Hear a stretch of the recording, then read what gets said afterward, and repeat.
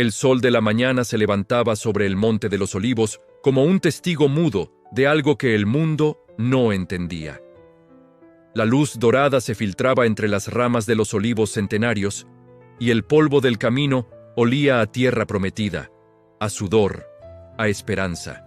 Jerusalén estaba allí, imponente, con sus murallas de piedra que parecían tocar el cielo.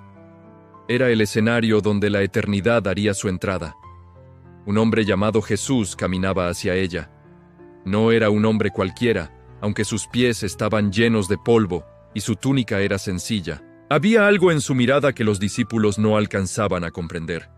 Sus ojos brillaban con la ternura profunda de quien está a punto de entregarlo todo. «Maestro, la gente se está reuniendo», susurró Juan, el más joven de sus discípulos, mientras miraba hacia el camino que descendía hacia Betfagé. Jesús se detuvo, cerró los ojos y el viento movió su cabello. Sus labios se movieron en un murmullo. «Jerusalén, Jerusalén, que matas a los profetas. Vayan a la aldea que está frente a ustedes», dijo Jesús. «Encontrarán una burra atada y un burrito con ella. Desátenlos y tráiganmelos». Pedro, siempre impulsivo, frunció el ceño. Había visto a Jesús calmar tormentas, pero aquello de pedir un burro prestado le parecía demasiado pequeño para un rey. «Señor, si vas a entrar en Jerusalén como el Mesías, deberías hacerlo con un caballo blanco. La gente necesita ver poder». Jesús sonrió. Era la sonrisa de quien sabe que el poder más grande del universo no se muestra con fuerza, sino con humildad. «Hijo de Jonás», le dijo con ternura, «mis caminos no son los tuyos. Mi reino no es de este mundo». La noticia se había esparcido como fuego. Jesús viene. El que resucitó a Lázaro viene. El profeta de Nazaret está en camino. Los enfermos dejaron sus camillas, los ancianos sus bastones, y los niños corrieron a las orillas del camino. Habían esperado siglos por el ungido. Cuando los discípulos regresaron con el burrito, Jesús montó sobre el pequeño animal, un gesto humilde que los profetas habían anunciado siglos atrás. La multitud comenzó a comprenderlo. Aquello no era debilidad, era la señal. «He aquí, tu rey vendrá a ti, justo, salvador y humilde». La procesión se movía como un río humano. La gente extendía sus mantos sobre el camino, convirtiéndolos en una alfombra de colores para el burro. Otros cortaban ramas de palmeras y de olivos, las agitaban en el aire como banderas de victoria. «Hosana, Hosana al hijo de David». Había una mujer que gritaba con lágrimas en los ojos. Era la mujer sanada, que corría junto al burro tratando de acercarse. Jesús la miró. Entre el polvo y el ruido, sus ojos encontraron los de ella.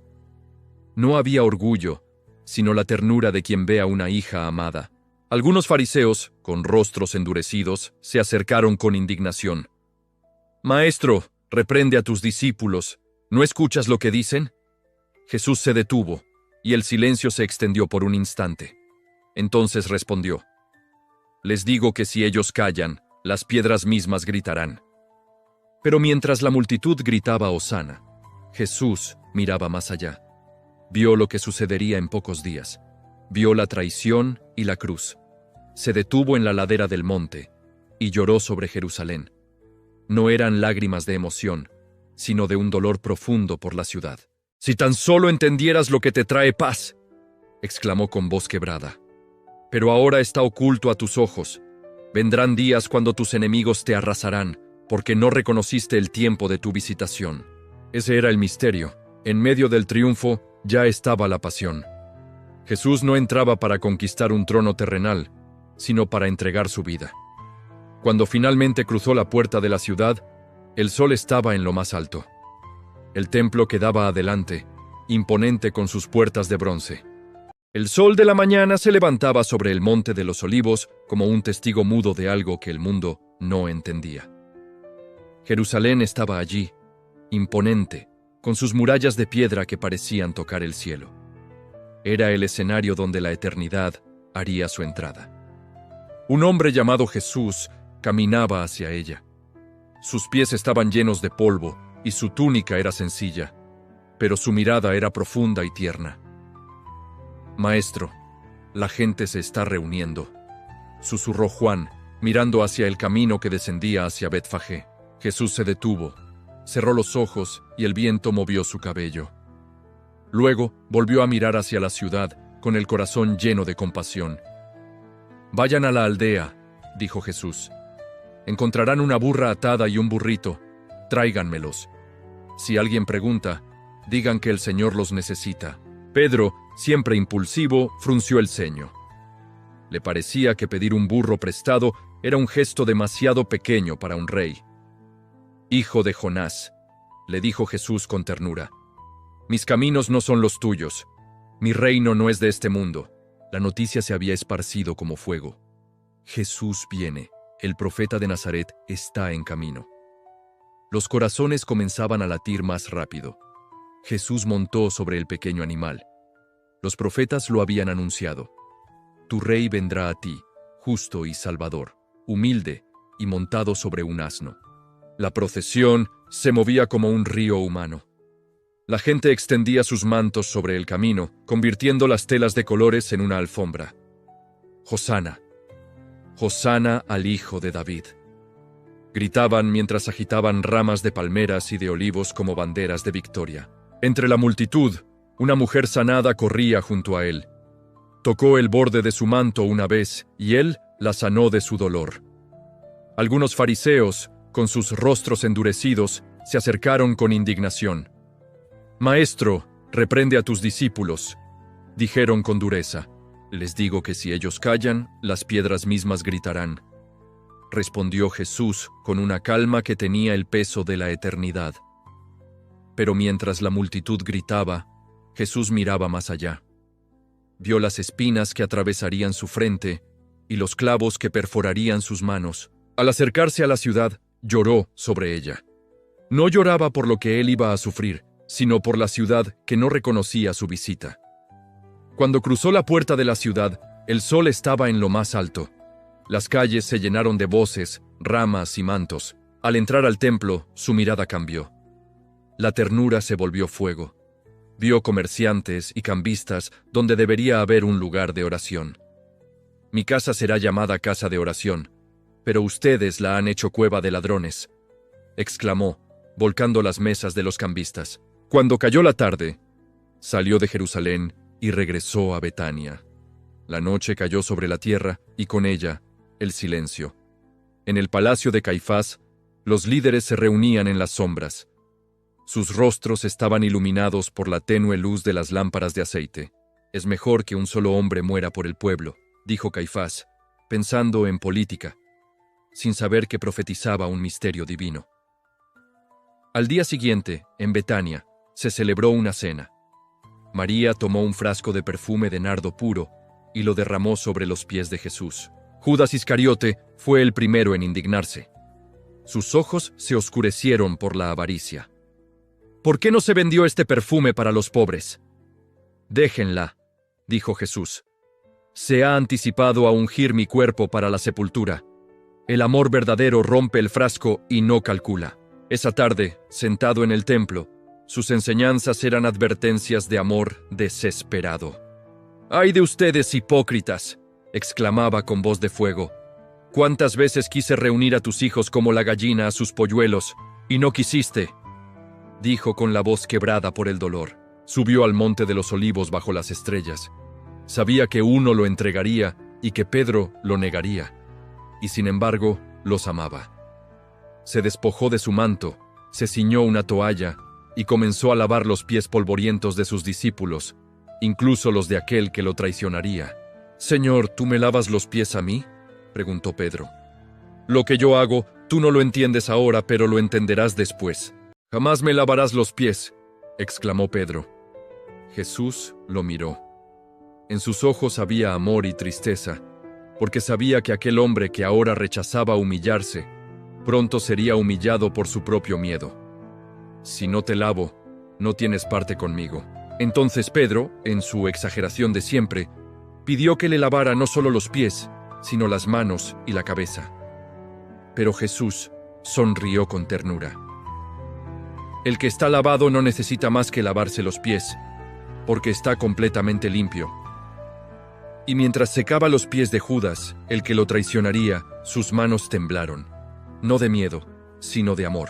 Porque incluso en ese momento, Jesús estaba ofreciendo a Judas una oportunidad más.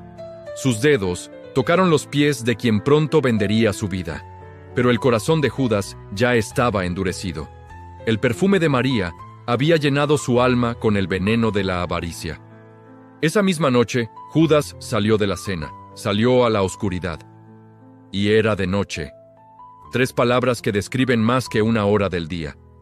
Describen el estado de un alma que eligió las tinieblas en lugar de la luz, que eligió 30 piezas de plata en lugar del amor eterno. Era jueves por la noche. La luna llena iluminaba los olivos del huerto de Getsemaní, un lugar que Jesús conocía bien. Pero aquella noche, Getsemaní no era un lugar de paz. Era un campo de batalla invisible, donde se libraba una guerra espiritual. Jesús dejó a 8 discípulos cerca de la entrada.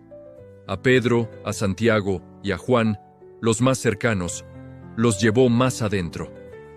Mi alma está muy triste, hasta la muerte. Quédense aquí y velen conmigo. Los discípulos no entendían por qué estaba temblando. Se apartó de ellos como a un tiro de piedra, cayó de rodillas, luego sobre su rostro, y comenzó a orar con angustia. Padre, si quieres, pasa de mí esta copa, pero no se haga mi voluntad, sino la tuya. La copa del juicio contra el pecado. La Biblia dice que su sudor se hizo como grandes gotas de sangre que caían hasta la tierra. Un estrés emocional extremo. 3 veces oró. 3 veces encontró a sus discípulos dormidos. Pedro, que prometió morir con él, no podía mantener los ojos abiertos. La tercera vez, Jesús se levantó con una paz que no estaba antes. La lucha había terminado. Amaría hasta el extremo. El ruido de antorchas y espadas rompió el silencio. Judas venía al frente con un tropel de soldados y guardias armados. Judas se acercó y lo besó, un beso, la señal más grande de amor convertida en la señal más grande de traición. Judas, dijo, ¿con un beso entregas al Hijo del Hombre? Dijo su nombre, como si aún lo llamara para que volviera. Pedro desenvainó su espada. Con un golpe torpe, cortó la oreja de Malco, el siervo del sumo sacerdote. «Guarda tu espada», dijo Jesús. Se acercó al hombre herido, recogió la oreja del suelo y sanó a su enemigo. Jesús eligió las ataduras, eligió los golpes, eligió la cruz, porque cada atadura rompía las cadenas eternas de la humanidad. Lo llevaron ante Caifás, lo escupieron, lo abofetearon, le pusieron una venda y le golpeaban. «Profetiza quién te golpeó». Y mientras tanto, Pedro se calentaba junto al fuego. Una sirvienta lo reconoció. Pedro negó por primera vez. «No conozco a ese hombre». Y en ese momento cantó el gallo. Jesús, que estaba siendo interrogado en el interior, volteó su rostro. Sus ojos se encontraron con los de Pedro a través del patio. Y Pedro, al ver esa mirada llena de amor, de compasión, de un perdón que aún no se había pronunciado pero que ya estaba allí, salió y lloró amargamente. Lloró porque había fallado. Lloró porque había prometido demasiado y cumplido demasiado poco. Lloró porque el amor que había recibido era más grande que su miedo, y su miedo había vencido. Pero aquel llanto no fue el final. Fue el principio de un nuevo Pedro. Porque el que llora sus fracasos con honestidad encuentra la puerta de la gracia abierta. Al amanecer, llevaron a Jesús ante Pilato, el gobernador romano. Pilato lo interrogó y no halló culpa en él. Pero la multitud, la misma que había gritado Hosana días antes, ahora gritaba: «¡Crucifícale! ¡Crucifícale!». Pilato se lavó las manos frente a todos. «Inocente soy de la sangre de este justo», dijo, y entregó a Jesús para ser crucificado. Tomaron la cruz. No era un trono de oro y marfil, sino 2 maderos toscos, pesados, manchados con la sangre de otros condenados. La pusieron sobre sus hombros, y él comenzó a caminar. Las calles de Jerusalén ahora estaban llenas de burlas, de escupitajos, de soldados que lo empujaban. pero también había mujeres que lloraban, y él se detuvo para mirarlas. Hijas de Jerusalén, les dijo, no lloren por mí, lloren por ustedes mismas y por sus hijos, porque incluso en medio de su propio sufrimiento, Jesús pensaba en los demás. Llegó al Gólgota, el lugar de la calavera. Lo desnudaron, lo tendieron sobre la cruz. Los clavos atravesaron sus manos y sus pies. Padre, perdónalos, porque no saben lo que hacen. Esa fue su primera palabra desde la cruz. No un grito de venganza, un perdón. El sol se ocultó al mediodía. Desde la hora sexta hasta la hora novena, hubo tinieblas sobre toda la tierra. La creación entera se estremecía. Dios mío, ¿por qué me has abandonado? Fue el grito más profundo de la historia, porque en ese momento Jesús bebía la copa. Estaba cargando el pecado de todos, y por eso el Padre apartó su mirada. El abandono que nosotros debíamos experimentar, Él lo experimentó. Y cuando todo se consumó, cuando la obra estaba terminada, dijo, consumado es. No fue un grito de derrota, fue el grito de victoria. Inclinó la cabeza y entregó el espíritu. En ese momento, el velo del templo se rasgó en dos, de arriba a abajo. La tierra tembló, porque aquel que había muerto no era un hombre cualquiera, era el Hijo de Dios. Y su muerte había abierto el camino para todos. Pero ese no fue el final, porque 3 días después, el sepulcro vacío anunció algo que cambiaría el mundo para siempre. Jesús resucitó. El triunfo verdadero está en la entrega. El rey que entró en Jerusalén, montado en un burro, mostró que el poder de Dios es servicio. Porque de tal manera amó Dios al mundo, que ha dado a su Hijo unigénito, para que todo aquel que cree tenga vida eterna. No importa cuántas veces hayas negado a Jesús como Pedro. Lo que importa es que hay un amor que no se rinde y te busca. Hoy Jesús sigue entrando en tu corazón, viene humilde, con las manos llenas de gracia. La pregunta es, ¿dejarás que entre? El camino de Jesús no termina en muerte, termina en resurrección, y en esa resurrección, tú y yo tenemos esperanza de vida nueva.